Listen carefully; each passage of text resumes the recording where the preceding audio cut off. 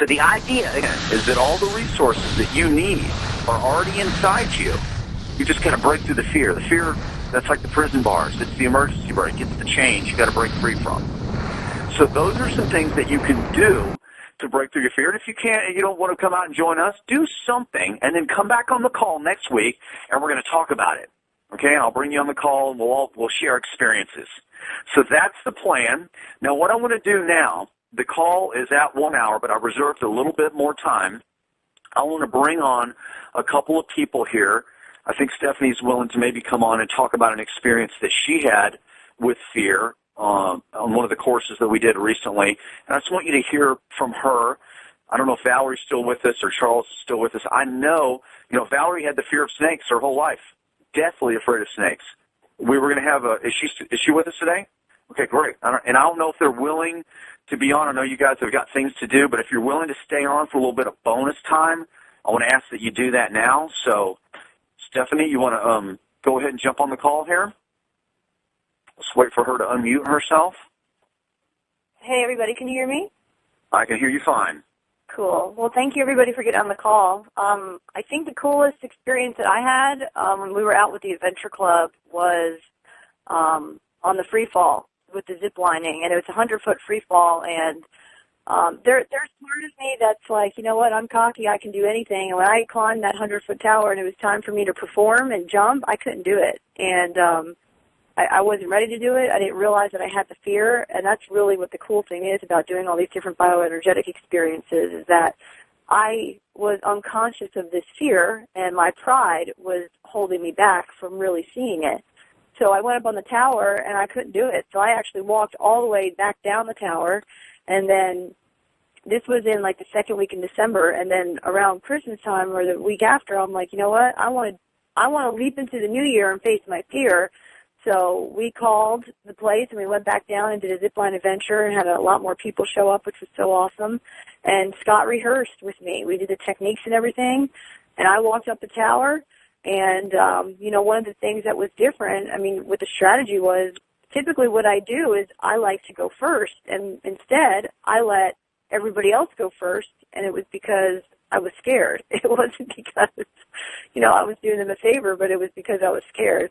So this time, I changed the strategy. I went right after Scott, and eventually, I jumped. I jumped off. I went off a little bit different than I originally rehearsed, but the cool thing that I learned about that was, you know what, I might not do it exactly as I rehearsed, but the bottom line is I did it, and where I can use that in picking up the phone and calling people or speaking my truth, and it might not come out exactly as I want it to, but it's going to come out, and I'm still going to achieve the outcome that I desired. So it was really awesome. I got a ton of support. So I hope to see you guys maybe out. We're doing the free fall this Sunday, so if anybody's interested in coming out to zip line with us, you can check out. We have a Facebook event page. So thank you, Scott.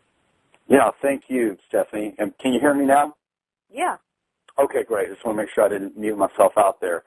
So that was an amazing experience to watch Stephanie and break through her fear. Now, when you go back out, there's not going to be any fear that's going to hold you back this time at all, right?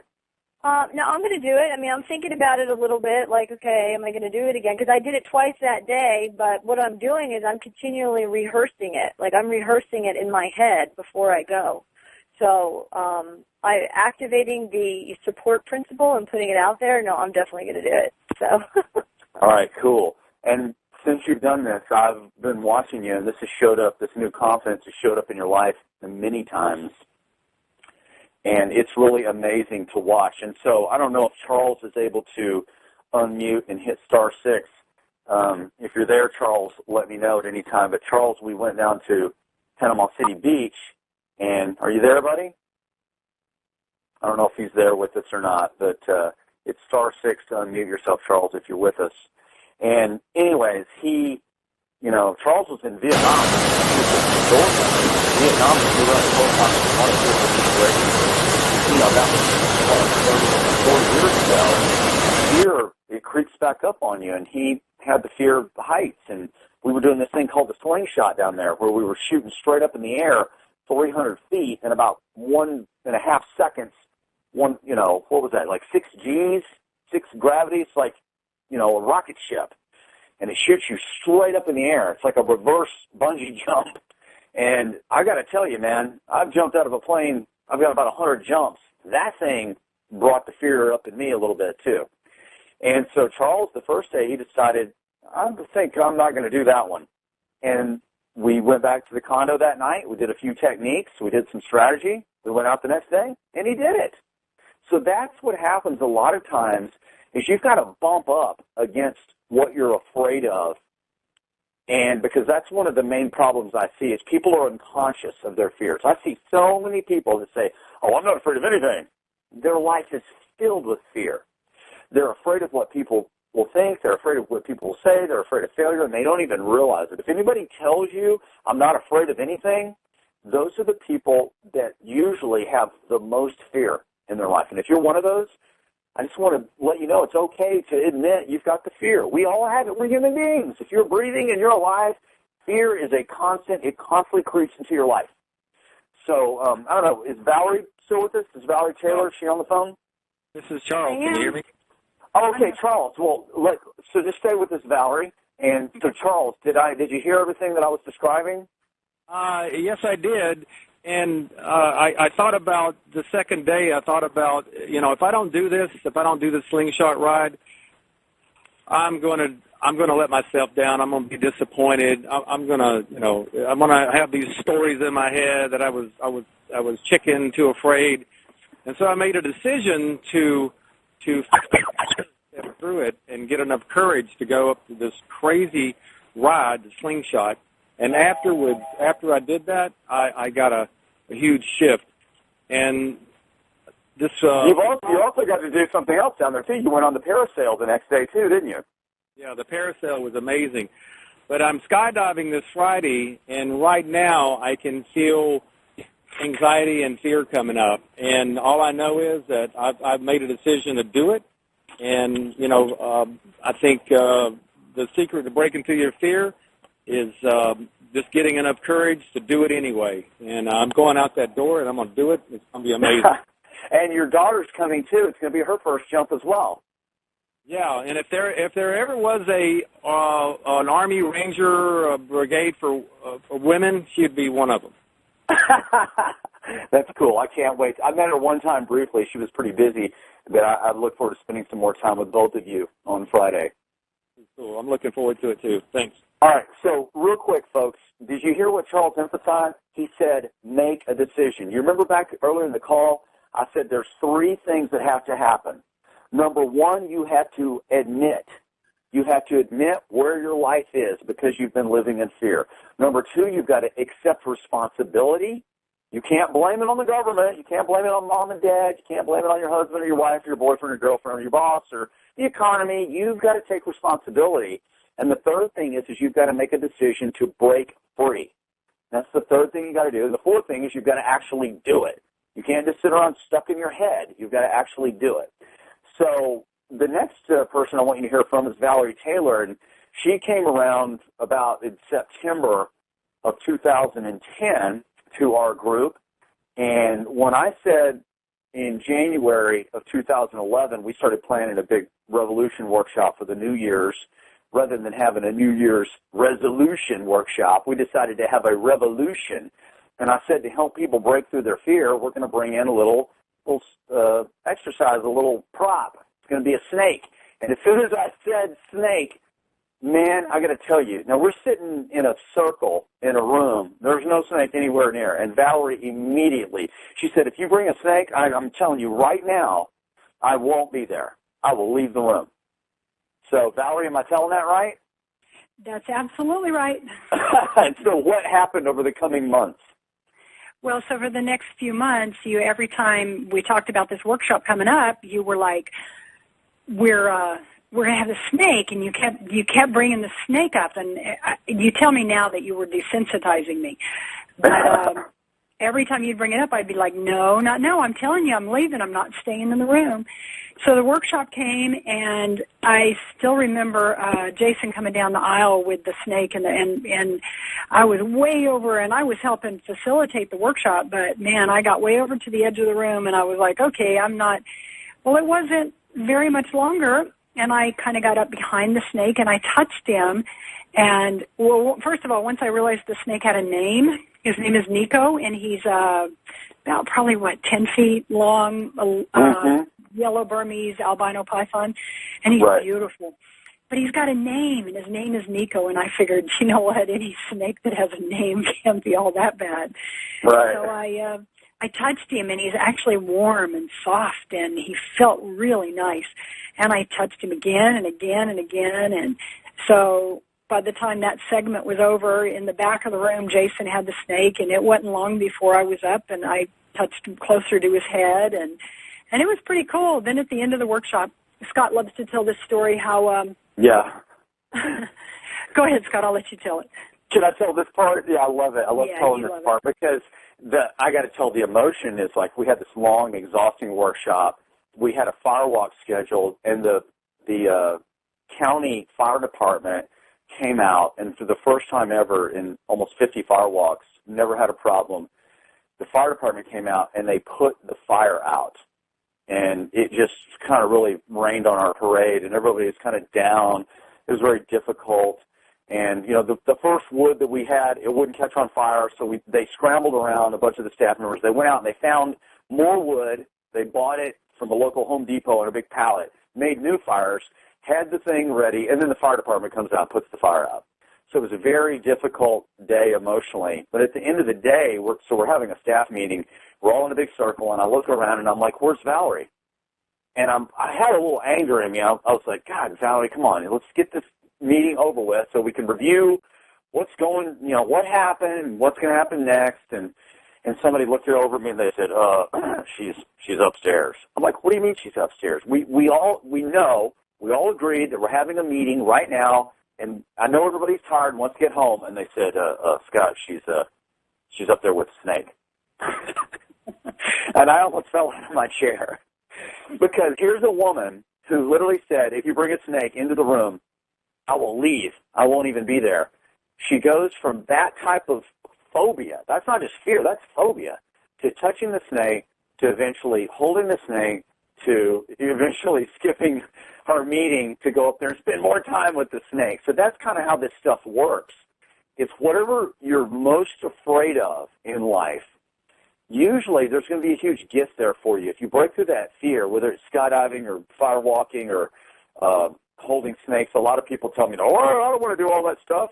And I'm like, it's just a metaphor. The snake, the firewalk, the jumping out of the plane, that's a metaphor for you taking that leap of faith. You know, if it's jumping out of the plane, you need to take a leap of faith in your business. Or maybe the fear of touching the snake is the fear, it represents the fear of being close and being intimate, maybe in a relationship. The fear of walking on fire represents the fear of getting burned. Maybe you got burned in a relationship, or you got burned in a business deal, and you've developed a generalization that says you can't trust men, or you can't trust women, or you can't trust, you know, business partners. They'll burn you, and you need to break through that, let go of that old story, and develop a new story. So that's why these experiences are useful, and you can't get these out of a book. So that, you know, and we could go on and on and on, couldn't we? I mean, we could interview dozens and dozens and dozens of people who've used this formula, not academically, but bioenergetically in their bodies. And that's what I want to invite anybody who's on this call. We're constantly doing stuff with the Adventure Club. We're constantly doing workshops, and we're going to be doing these weekly calls where we go over the, you know, the didactic, the mental side of this stuff, the techniques. But that's just kind of like, that's the map, all right? If you want to find the treasure, you're going to have to get out there and walk around through the jungle, down the beach, wherever, and you're going to have to dig. And that's what we're here to help you do. So with that, is there any other story? Is there anything, Stephanie or Valerie or Charles, is there anything else you guys want to say about this work, about these steps that we take people through to help them break through their fear and live the life of their dreams and develop more self-confidence. It's really simple stuff, isn't it? It's just sometimes we overcomplicate it. Anything else you guys want to say before we jump off this call? Yeah, I'd like to say something, Charles. Okay. It's transformational. It opens up the whole world. You realize that you really can do whatever you want to do. And for me, I want to experience self-actualization, and I want to be a millionaire because I want to help people, and I want the power to do that. Right on, brother. Well, I want to support you in getting all those things. You're a good man. Thank you. Thank you. And this is Valerie again. What I learned is that if I can accomplish these little fears like touching a snake or skydiving, I went skydiving with a group back in, I think it was November, life-changing experience. Zip lining, just all the different things that we do. If I can do those things, then I can go out and I can, in my business, I can talk to the CEO of a company or, so we all have fear of talking to the big man of a big company. But, man, now it's like, wow, I can skydive. Heck, what's talking to the CEO of a company? It's nothing. I can jump out of an airplane. So, right. Do it. Just go for it. Learn, dive into it and learn these techniques and go forward and make some real serious changes in your life. Thank you so much, Valerie. Thank you. You there, Stephanie? You got anything you want to wrap it up with? Anything you want to say? Yeah. I think the biggest thing for me is, doing these bioenergetic pieces. And, we're talking a lot about those because that's something that I think is really unique about this philosophy and this group of people is that we really get out and do stuff. I mean, I am a total analytical human being, and I wrote a blog the other day about, get out of your head. And it's the thing that I'm realizing is that as I do more of these activities and as I model Scott, he was a ranger, and at 18, 19, 20, 21 years old, he was out doing all these bioenergetic experiences. I mean, if you guys have the opportunity or the desire to come and hang out, you will see that Scott really is he's willing to face his fear. So as I continue to model him and as I continue to do these activities and I feel the confidence inside of me, it's like a foundational core confidence system.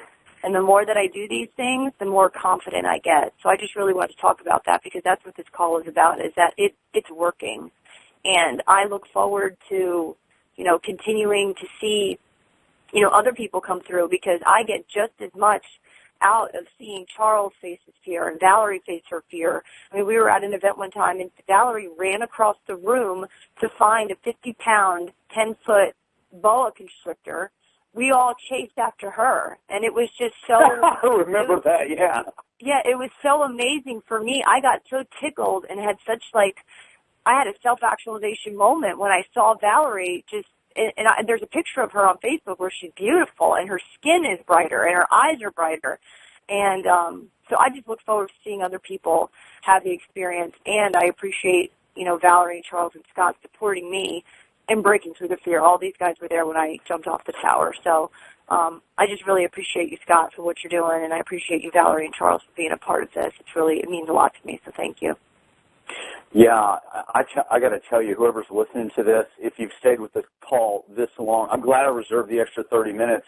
It's almost like what's coming up in me right now is I want to go to the front part of this and just cut out all the stuff I was talking about and just let this call be about what Charles said, what Valerie said, and what you said, because it really does come down to this, folks.